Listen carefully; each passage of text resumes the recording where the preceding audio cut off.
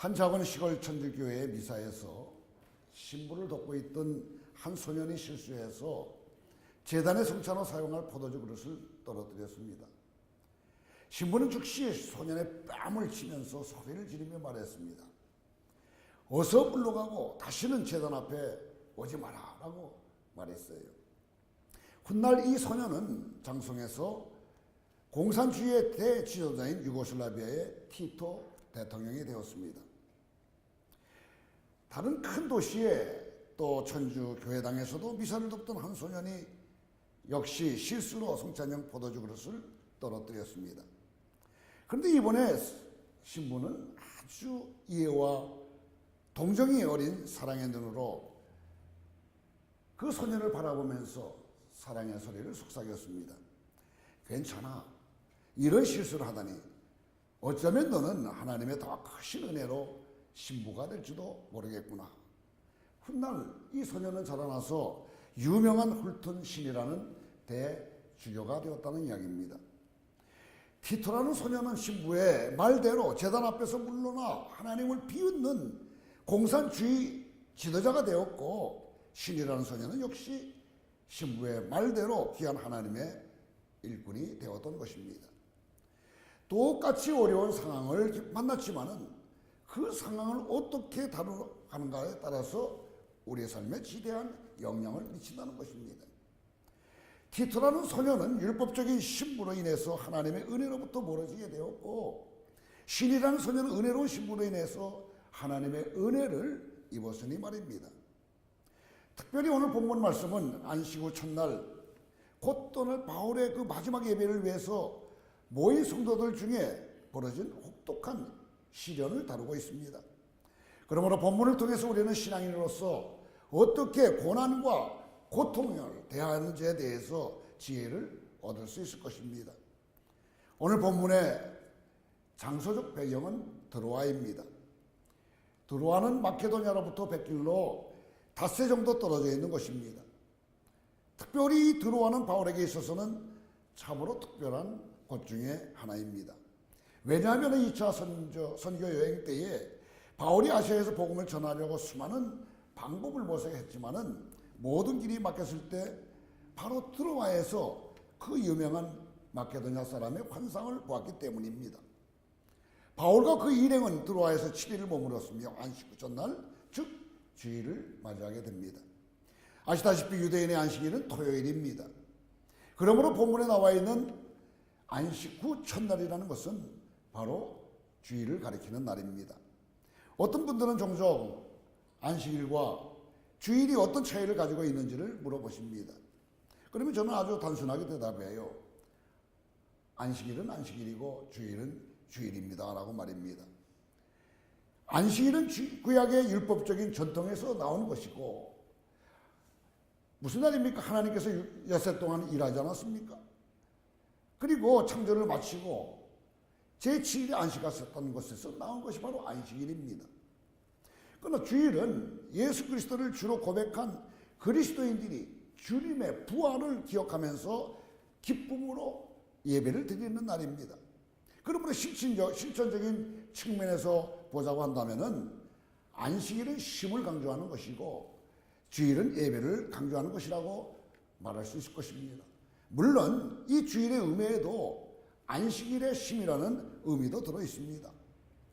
일주일의 7일이 모두 하나님의 날임을 고백하는 그리스도인들은요, 특별히 주일에 자신의 생업을 쉬고 하나님을 예배함으로써 자신의 신앙을 삶으로 고백하는 것입니다. 즉 모든 날들이 다 하나님의 날이고 열심히 일하는 자신의 생명과 자신이 소유하고 있는 모든 것들이 다 하나님의 것이므로 주일만큼은 특별히 쉬면서 하나님께 예배를 드림으로써 세상에 하나님의 왕이심을 선포하는 의미를 가지고 있는 것입니다. 이와 같은 의미를 담고 있는 주일은 초대교회부터 지켜진 것이 분명합니다. 즉 예수 그리스도를 주님으로 믿는 사람들이 처음 생겨나면서부터 주일이 지켜졌다는 것입니다. 오늘 본문 말씀은 이 주일을 지켰던 그리스도인들을 소개해 주고 있습니다.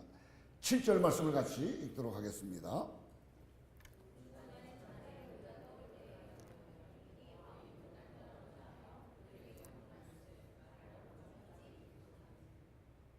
이 구절에 보게 되면은 그 주간의 첫날에 그랬어요. 이것은 안식 후 첫날을 의미하는데요. 즉 주일에 떡을 떼려고 그리스도인들이 모였다고 나와 있는 것입니다.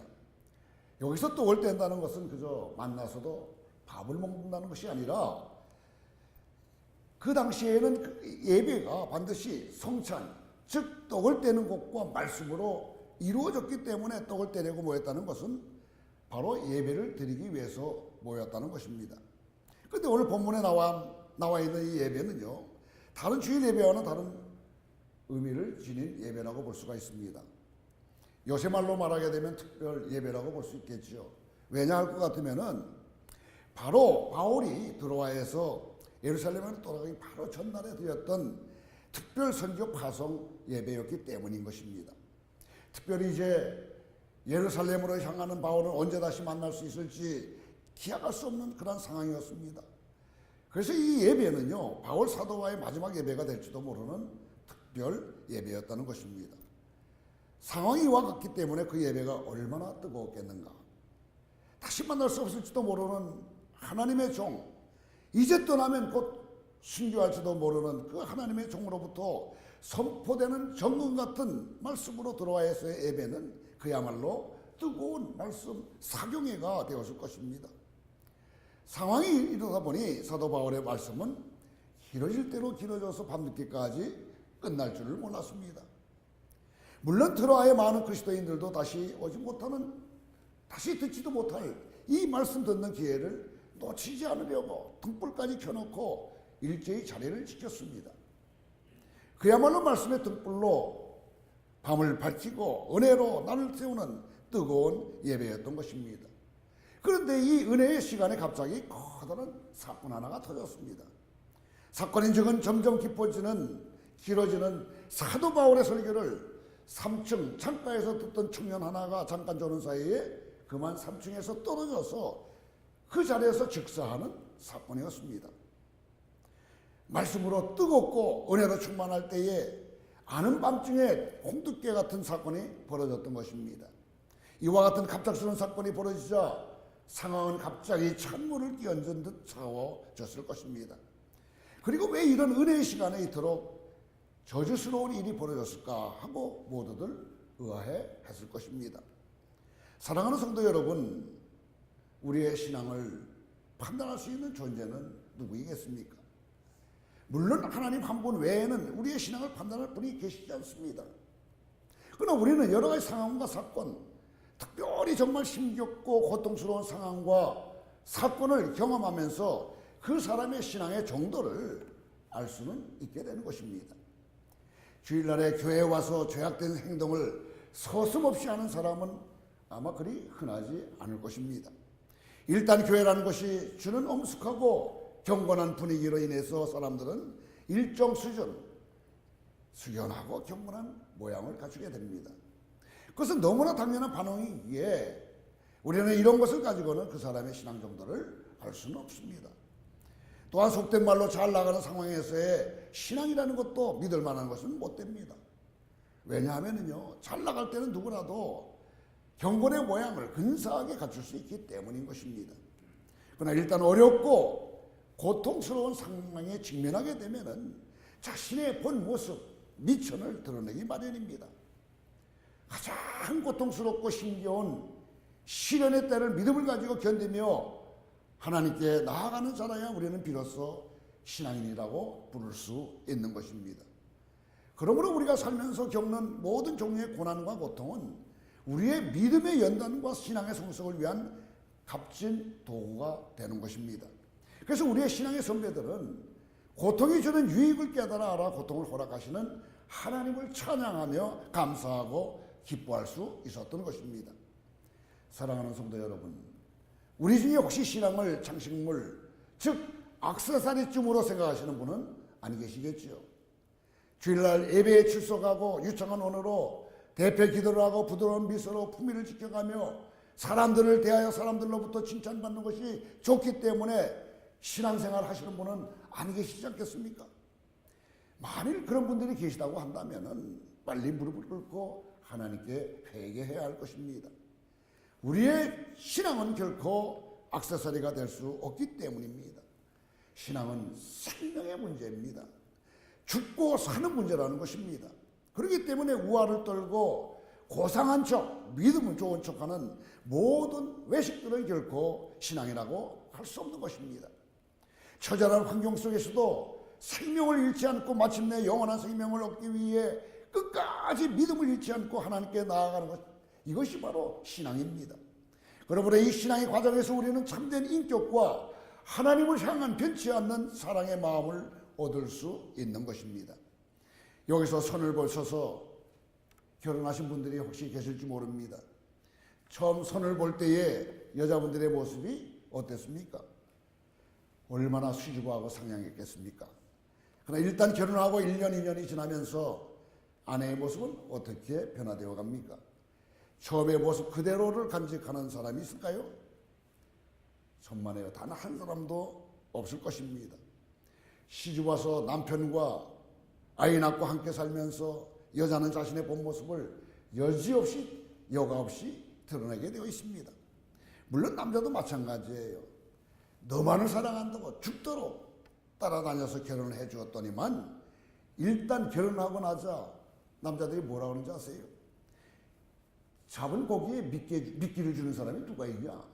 이렇게 이야기하면서 아주 아내들을 혹독하게 대하는 그런 사람들이 남자들 가운데 많이 있다는 말입니다. 이와 같은 모습들은 어디까지 외식적인 모습이라고밖에 할 수가 없습니다. 그리고 부끄럽지만 이런 외식이 신앙이라고 자처하는 사람들 중에서도 공공연하게 행해지고 있는 것이 사실입니다. 그래서 조금만 형편이 어렵고 고난이 다가오게 된다면 쉽게 신앙을 포기하는 것입니다. 다시 드로아의 예배로 돌아가 봅시다. 은혜의 밤 뜨거운 말씀 사경회가 진행되고 있는 바로 그때에 한 청년이 산중에서 떨어져 즉사하는 사건이 발생합니다. 그야말로 예기치 못했던 고통스러운 상황입니다. 즉 신앙인으로서 힘들고 고통스러운 상황에 직면하게 되었다는 것입니다. 이와 같은 상황이 벌어지자 아마 그곳에 모인 사람들은 저마다의 소견대로 이 고통스러운 상황을 판단했을 것입니다. 어떤 사람들은 이런 상황의 원인을 분석해서 그 책임을 그 원인에게 돌리면서 이 상황을 어떻게든 극복하려 했을 것입니다. 즉 어떤 사람들은 즉사함으로 은혜의 산문을 끼얹은 유독을 향해서 은혜 받는 시간에 그것도 3층 창문에 걸터앉아 꾸벅꾸벅 조니까 떨어져 죽었지. 그러니까 죽어도 싸다. 유독을 비난했을 것입니다. 또 어떤 사람들은 바울이 피를 받는다고 너무 오랫동안 말씀을 전한 탓에 이런 일이 벌어졌다고 말하면서 믿어도 정도껏 믿고 또 말씀을 전해도 정도껏 전해야지 하면서 이 고통의 상황을 바울의 탓으로 돌리려고 했을 것입니다. 또 다른 사람들은 합리적인 근거를 들어서 이 고통스러운 상황을 판단했을 것입니다. 좁은 공간에 사람들이 많이 있고 게다가 밤에 등불을 켜놓은 관계로 이산화탄소가 많고 산소가 부족해지면서 자꾸만 졸음이 돌려오자 이에 유도구가 바람이 불어오는 3층 창가로 나가서 앉게 되었고 거기서 졸음을 참지 못해서 결국 떨어져 죽게 되었다고 말입니다. 그러므로 이와 같은 상황은 그 누구의 잘못이 아니라 그저 하나의 사고일 뿐 그렇게 판단하고는요 재빨리 잊어버리는 사람들도 분명히 있었을 것입니다. 게다가 당시 유도고라는 이름은 노예들에게 흔히 붙여주었던 이름이므로 그나마 노예가 죽어서 다행이라고 이 사건을 재빨리 덮으려고 하는 그런 사람들도 있었을 것입니다. 만일 우리들 중에 지금까지 제가 소개했던 방식대로 사건을 이와 같이 판단하여 해결하려고 하는 분들이 계시다고 한다면 그런 분들은 자신의 신앙에 대해서 진지하게 고려해 보는 것이 좋을 것입니다. 합리적이고 깔끔하게 상황을 정리하고 그것을 깨끗하게 잊어버리고 덮어버리는 모든 시도는 신앙인의 태도가 아니라고 할 수가 있는 것입니다. 또한 그 상황을 누군가의 책임으로 돌려서 그 사람을 비난하는 일 또한 신앙인의 태도라고 할 수가 없습니다. 자, 그렇다면 신앙이라고 한다면 어떤 태도로 이와 같은 고통스러운 상황을 대하고 다뤄야 할까 하는 것입니다. 우리는 그 모델을 바울에게서 찾을 수가 있을 것입니다. 20장 10절 11절 말씀을 다 같이 읽어보도록 하겠습니다. 바울이 내려가서 그에 엎드려 그 몸을 안고 말하되 떠들지 말라 생명이 그에게 있다 하고 올라가 떡을 떼어 먹고 오랫동안 곧 날이 새기까지 이야기하고 떠나니라. 즉 바울은 고통스러운 사건이 일어난 현장, 즉 유두고가 죽사에는 현장으로 달려가 죽은 유두고의 몸을 안고는 수많은 억측으로 수군거리는 사람들, 그들에게 떠들지 말라고 말합니다. 왜냐하면 죽은 유두고는 그저 죽은 것이 아니라 생명이 그에게 있다는 것입니다. 즉 바울의 말은 유두고는 분명히 죽어 있지만은 생명이 아직 그에게 있다는 거예요. 사도 바울의 이 말씀이 무엇을 의미합니까? 사도 바울은 고통스러운 사건이 벌어진 그 사건 한복판으로 뛰어 들어갑니다. 그 사건에 대해서 어떤 인간적인 판단도 중지한 채 그 사건 한복판으로 뛰어 들어가서 그 사건의 핵심을 온 몸으로 끌어안습니다. 그리고는 누가 보아도 완전히 끝나버린 죽음의 상황을 놓고서 생명이 아직 그것에 있다고 외칩니다. 고통스러운 상황이 다시 되면 누구나 그 상황의 책임자를 몰아세워서 비난하고 책임을 추궁하려고 합니다. 아니면은 그 상황을 합리적으로 분석해서 그 문제를 최대한으로 축소하고 은폐하려고 하는 것은 믿지 않는 세상 사람들의 방법입니다. 신앙인은 이 고통스러운 상황이 닥치면은 모든 인간적인 판단을 중지하고 그 고통스러운 상황 가운데에서 그 고통을 온몸으로 감싸 안고 그 완전히 끝난 것 같은 절망 속에서 생명을 선포하고 생명을 이끌어내는 것입니다. 그래서 어떤 분들은 우리의 신앙을 역전의 신앙이라고까지 말하는 분들이 계십니다. 죽음 속에서 생명을 이끌어내기 때문인 것입니다. 죽은 유두고를 끌어안고 생명이 그에게 있다고 외친 사도 바울의 그 다음 행동이 무엇인지를 살펴보겠습니다. 죽은 유두고를 뉘어두고 다시 있던 자리로 올라가서 떡을 떼면서 날이 새기까지 이야기하고 떠났다는 것입니다. 즉 자신이 지금까지 해왔던 일들을 성실히 마무리하고 떠났다는 것입니다. 떡을 떼며 이야기했던 말들은 지금까지 해왔던 예배를 계속해서 드렸다는 말이에요. 지금까지 해왔던 말씀 전하는 일을 계속했다는 그런 의미인 것입니다. 그러므로 우리는 여기서 또 한 가지 지혜를 얻게 됩니다. 우리 신앙인들은 고통과 고난 속에서 그 고통과 고난 자체, 그 문제 자체를 품고 그 속에 있는 하나님의 선하신 그 인도하심, 즉 생명을 기대하고 선포하는 동시에 지금 자신이 있는 그 삶의 자리에서 맡겨진 역할에 최선을 다해야 한다는 것입니다. 이렇게 할 때 그 고통과 고난의 결과는 무엇이 되겠는가? 20장 12절 말씀을 같이 읽도록 하겠습니다. 사람들이 살아난 청년을 데리고 가서 적지 않게 위로를 받았더라. 이미 죽었던 유두고가 다시 살아났으며 그것으로 인해서 마음에 큰 근심과 고난을 받았던 사람들이 큰 위로를 받게 되었다는 것입니다. 결국 사도 바울이 죽은 유두고를 온몸으로 끌어안고 외쳤던 소리, 즉 생명이 그에게 있다라는 선포가 결실을 맺게 되었던 것입니다. 그리고 그 결실에 인해서 많은 사람들이 큰 위로를 받게 되었던 것입니다. 그러므로 우리에게 닥친 고난은 지금 당장은 악하고 나쁜 것으로 보이지만은 결국 유익과 기쁨을 주는 것이라고 할 수가 있는 것입니다. 어떻게 그럴 수가 있겠느냐? 여러분, 그것은 바로 우리의 신앙 때문인 것입니다. 그것은 바로 우리의 신앙의 대상이요 내용이 되시는 부활하신 예수님 때문에 그렇습니다. 예수님은 죽음을 경험하셨습니다. 그리고 3일 뒤에 다시 살아나셨습니다. 즉 하루 이틀 3일 동안 예수님은 죽음 가운데 계셨던 것입니다. 하지만 그것이 끝이 아니라 3일 후에 다시 살아난 것입니다. 고난 후의 영광이라는 것입니다. 여러분, 이 세상에 어떤 것들도 고난과 고통 없는 영광은 있을 수가 없습니다. 여러분, 지금 위대한 어떤 사람의 위치도 고난 후에 얻은 결과가 바로 그 자리인 것입니다. 여러분, 지금 어렵다고 힘들어하지 마시기 바랍니다.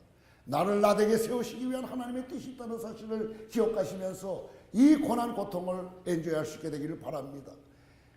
반드시 영광의 날이 올 것이다. 여러분, 믿음의 사람이라면 그 정도의 믿음은 있어야 되지 않겠어요? 그래서 고통 없는 어둠이라는 것은 있을 수 없다고 No pains, no gains라고 외치지 않습니까? 여러분 이 사실을 꼭 기억할 수 있게 되기를 바랍니다. 그러므로 예수님을 믿는 우리 신앙인들 또한 예수님의 모범, 그리고 예수님을 따랐던 사도 바울의 모범을 따라야 할 것입니다. 살아가면서 우리는 반드시 고통과 고난을 경험하게 되어 있습니다. 그것은 단 한 사람의 예에도 있을 수 없는 일입니다. 하나님이셨지만 인간이기도 하셨던 그 예수님마저도 겪으셨던 것입니다. 하지만 우리 예수님 믿었던 사람들은 예수님처럼 죽음과 같은 고난을 겪을지라도, 죽음 한복판에서 죽음과 함께 구할지라도 부활의 소망을 가지고 있는 사람들입니다. 그래서 바울처럼 죽은 유두고를 온몸으로 끌어안고 생명이 그에게 있다고 외칠 수 있는 것입니다. 그렇게 고통 중에서 생명과 소망을 기대하면서 자신의 맡은 바 소임을 충성하게 다 감당할 때 우리는 죽은 유두고가 살아나는 기쁨과 위로를 반드시 받게 될 것입니다. 왜냐하면 예수님이 죽은 자 가운데서 다시 살아나셨기 때문입니다. 영국 어느 지방에 등뼈에 병이 생겨서 40여 년이나 자리에 누워 고생하던 덴데라라는 사람이 있었습니다. 그런데 덴데라는 예수님을 믿는 신앙이 참으로 훌륭한 사람이었어요. 그래서 그가 알아둔 방에 들어온 사람들마다 천국에 온 것 같은 그런 생각을 하면서 돌아가곤 한다고 합니다.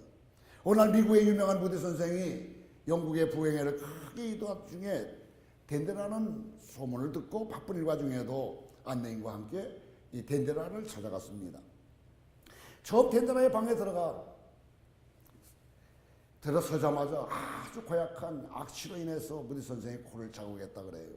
하지만 부디 선생은 묵묵히 들어가서 덴데라의 손을 잡고 기도를 했습니다. 기도를 끝난 후에 부디 선생은 덴데라에게 위로하는 말을 했습니다. 병으로 인해서 얼마나 괴롭습니까? 그래서 덴데라는 말할 수 없이 부드러운 미소를 지으면서 대답했습니다. 괜찮습니다. 예수님은 우리 죄를 위해서 십자가도 지셨습니다. 나는 예수님의 은혜로 구원받아서 천당 가게 되었으니 얼마나 감사한 일입니까? 나는 감사한 것뿐입니다. 그의 말을 들으면서 그의 방을 나온 무디 선생은 큰 소리로 외쳤다고 합니다. 나는 오늘 천국을 보았다라고. 사랑하는 성도 여러분, 혹시 고난 중에 계세요? 아니면 과거 받은 고난 상처로 인해서 지금 괴로워하고 있지는 않습니까? 아니면 앞으로 닥칠 고난을 두려워하면서 염려하고 계시지는 않습니까?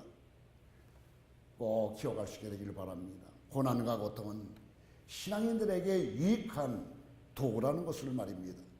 고난과 고통을 회피하지 않고 그것을 그대로 온 몸으로 받아 안고 그 속에 임할 생명의 의미를 외치면서 지금 자신의 자리에서 충성을 다할 때 그 고난과 고통을 부활하신 예수님으로 인해서 생명의 기쁨과 위로를 가져다주는 도구가 될 것이고 우리의 신앙은 그만큼 부쩍 성숙해져 있을 것입니다. 그러므로 축원합니다. 사랑하는 여러분 모두가 고난 주는 유익을 묵상하고 적응하셔서 날마다 부활의 주님이 주시는 생명의 소망으로 고통 중에 기뻐하며 충성되게 살아가시어서 참 기쁨을 누리면서 신앙의 발전을 이루어 가시기를 주님의 이름으로 축원합니다. 기도하겠습니다. 부활하신 주님의 이름을 찬양합니다. 살아가면서 겪게 되는 모든 고통과 고난이 유익이 되는 것은 바로 부활하신 주님 때문임을 고백합니다. 살아가면서 겪게 되는 모든 고통과 고난 속에서도 생명을 기대하면서 충성되게 살아갈 수 있도록 우리에게 성령의 충만함을 허락해 주시고 고통 중에 계시는 하나님으로 인하여 우리의 믿음이 더욱더욱 성장할 수 있도록 은혜의 은혜를 도하여 주시옵소서. 예수님의 이름으로 기도드리옵나이다. 아멘.